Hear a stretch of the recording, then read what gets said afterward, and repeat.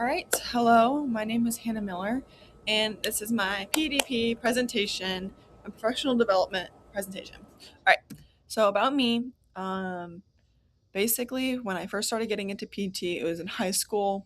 We were required to shadow anything and anything, and I was interested in health professions, but I did not like anything gross at the time. I didn't like blood, I didn't like gross smells. I still can't do smells, and so I decided to shadow PT because someone recommended it to me. And so then I got into it. And then I really started taking off during the recruiting process. So I played club volleyball, which this is what that photo is from.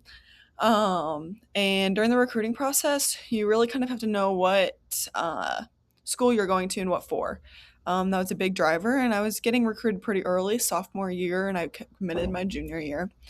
So I really only had PT going for me at the time. So I was like, you know what? Like, that's what I'm going to go do. I'm going to go to Findlay. I'm going to get money off and I'm going to see how this PT thing works out. I'm pretty sure this is the area I want to go in anyway.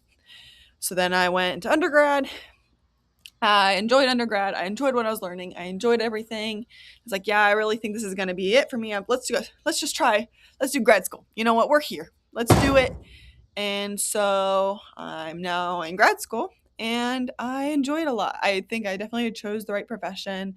I enjoy everything. I'm still interested in learning about pediatrics. I love kids. I love coaching. I love working with kids. So I think that's definitely an avenue I still want to look and explore, but we will see. So, some APTA core values that were important to me or that were my strengths was accountability and compassion. Like I said, I've played on many teams. I've played volleyball for a very long time, over a decade. I have really learned what it takes to be a team player, to work with other people, to talk, to communicate, things like that. I've coached for many years since my sophomore year in high school.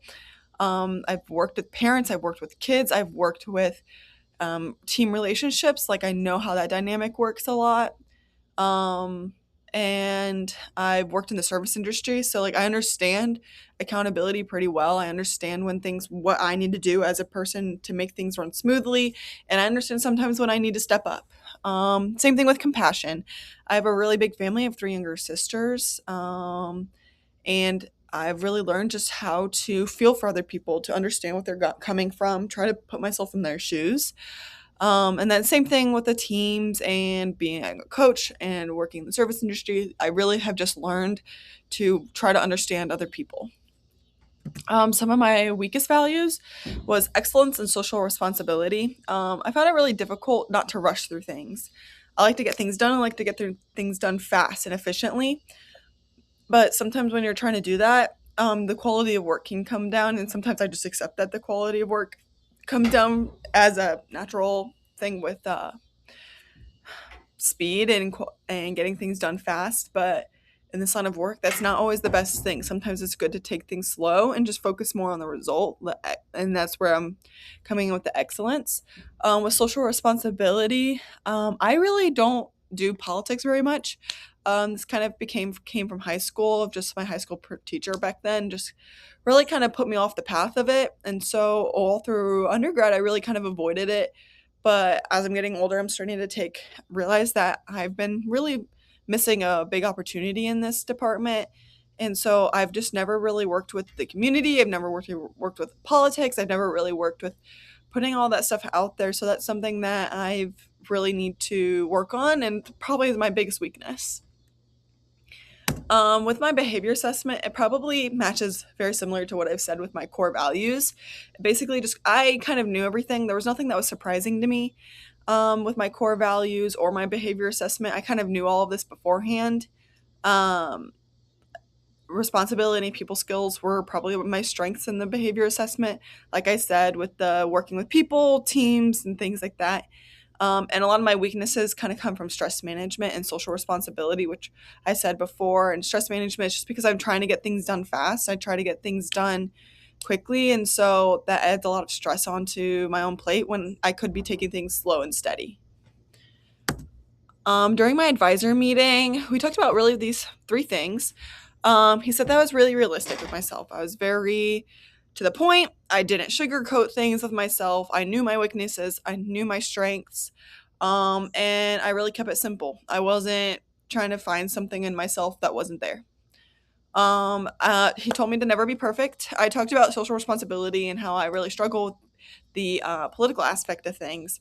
And he said that may be something that you never really look into, which is fine. There's people who are bigger into that, and there's some people who aren't. You'll be a PT that just you'll strengthen in that area, but that's not going to be your big thing, and that's I don't want you that to be a big thing for you because that's not going to be you. And my goal isn't to have a 5 in every topic and 5 in every behavioral aspect, but to just try my best to be better every day. Um, and he said I was set on a pretty good path, that everyone knows their strengths and weaknesses, and I'm pretty realistic with myself, so I know my strengths really well and I know my weaknesses really well.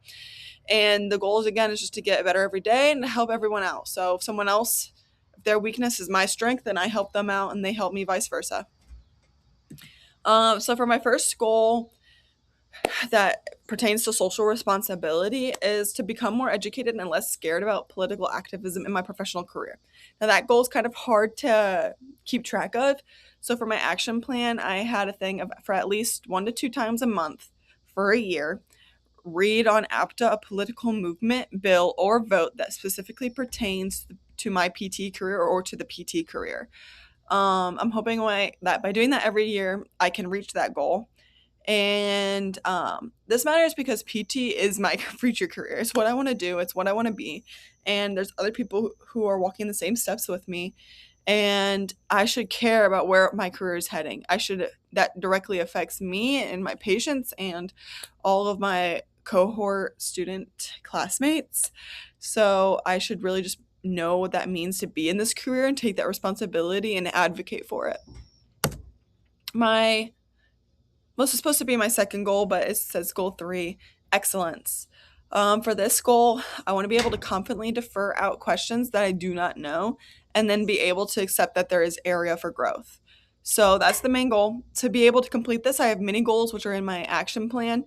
And that means for every week of class for this first year, I need to be able to search up one topic that could have been delved deeper that is not needed or pertain to know or required to know for that class. So what I mean is if 1 week I'm going to pick one topic that we talked about that was just kind of an off topic that I don't really need to know, that won't be tested on a test, and I just want to dive deeper into that topic so that I understand it better. And I kind of just want to be able to do this so that I can get better at asking questions, understanding that I don't know anything instead of just sitting like, oh, I don't know. Why do I not know? And being actively able to educate myself and educate myself properly on that topic. As a PT, if I just want to accept and become an average PT and just accept what I know and stay there, then I will never become a great PT. And I want to be someone that I want to be the best. And maybe I won't be the best now. I won't be the best 10 years later. And I might not be the best in 15. But I hope that someday I could be the best of what I can be. And if I just accept the knowledge and just be like, okay, I don't know, then I never will grow. For my second goal, or really third, time management. This isn't really a core value. This is more of the behavioral assessment checklist, but this has been such an issue for me, especially during undergrad. I'm a huge procrastinator, and so I really needed to work on this, and this is something that I really wanted to start implementing as soon as this class, like not even for this class, but as soon as the fall semester starts. So the goal is to complete all assignments at least an hour before due date. So this would require me to complete all my work throughout the week, do it rotationally, and to not procrastinate. So the whole goal is basically to never submit anything past, like my real due date is going to be 10:59 rather than 11:59. There's been way too many times where I get down to the 2 minutes mark or 1 minute mark and I submit an assignment. I don't think that's going to be, that's no longer acceptable to me, and I want to try to do better. And why this matters is because I just won't survive the fall semester as a student. I will not pass and I will not do well in the fall semester. I'm going to be doing volleyball, and if I'm already procrastinating in the fall, I'm not going to be able to be a successful student, and I want to try to be as successful as I can.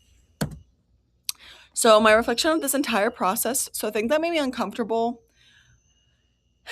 I'm a pretty realistic person with myself. I really kind of take a rain check on myself often about my strengths and weaknesses.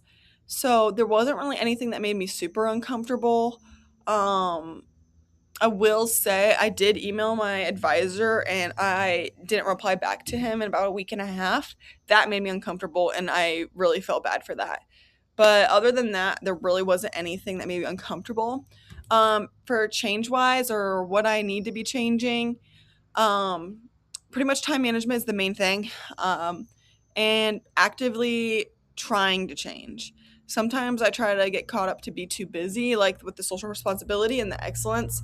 And by having those two goals, I need to actively try to change in order to complete those. Some expectations of mine. I'm really hoping that I think overall as a student, I'll be more successful if I can complete those three goals because those have a good translation to academic integrity and things like that. And my future and the future hope is that maybe I won't be a great person in social responsibility. Maybe that won't, still will be my weakness, but I definitely want to be a competent person. I want to be able to be dependable on these things. If someone talks to me about those topics, social responsibility, excellence, that I'm able to give at least a good example. Maybe not a great example, and I'll keep working to be a great example, but I still want to be a good example of those topics. And who is the professional that I want to become? In one sentence, I want to be a professional who's dependable and relatable.